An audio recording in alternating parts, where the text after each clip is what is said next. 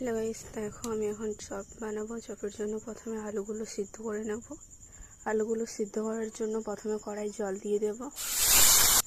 Guys দেখো, কড়াই জল দেওয়ার পর আমি আলুগুলো দিয়ে দিয়েছি সিদ্ধ হওয়ার জন্য। গাইস দেখো, এখানে আমি চপের জন্য মশলা করে নিয়েছি। পেঁয়াজ কুচিয়ে নিয়েছি, কাঁচা লঙ্কা কুচিয়ে নিয়েছি, টমেটো কুচিয়ে নিয়েছি, রসুন বাটা, আদা বাটা। দেখো, এখানে আমি চপের জন্য বেসনটাকে এখন গুলে নেব। সবার প্রথমে আমি এখানে একটু লবণ দিয়ে দেবো বেসনে।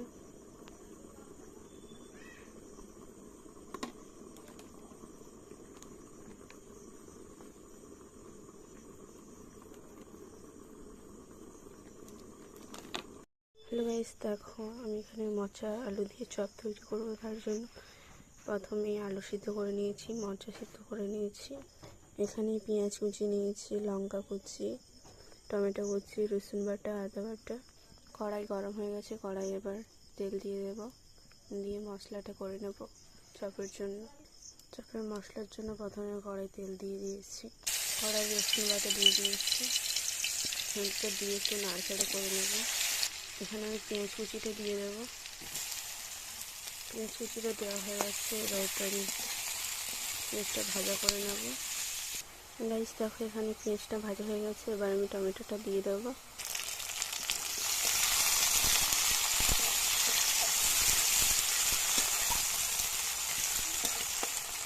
গাইস দেখো, এখানে টমেটোটা গলে গেছে, এবার আমি আদা দিয়ে দেবো। আদাটা দিয়ে দিয়েছি, মশলার সঙ্গে কষে নেবো আদাটাকে, আদার কাঁচা গন্ধটা চলে যাওয়ার জন্য। এখানে এবার আমি লঙ্কাগুলো, হলুদ গুঁড়ো দিয়ে দেবো। দেখো, এখানে আমি লঙ্কা গুঁড়ো, হলুদ গুঁড়ো দিয়ে দিয়েছি।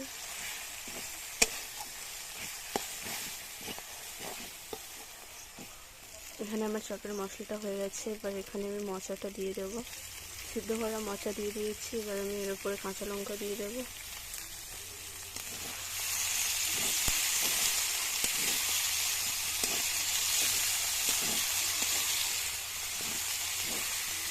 মোচাটা মশলার সঙ্গে কষা হয়ে গেছে, এবার আমি আলু সিদ্ধটা দিয়ে দেবো। এখানে আমি আলু সিদ্ধটা দিয়ে দিয়েছি, এবার আলুটাকেও আমি মশলার সঙ্গে কষে নেব। এখানে আমি স্বাদ মতো লবণ দিয়ে দেবো, আর এখানে একটু গরম মশলা দিয়ে দেবো। চপ তৈরি করার জন্য আমার এখানে আলু পুরো রেডি হয়ে আছে। চপ ভাজার জন্য আমি কড়াই তেল গরম করতে বসিয়ে দেবো। কড়াই তেল গরম করতে বসিয়ে দিয়েছি। গাইস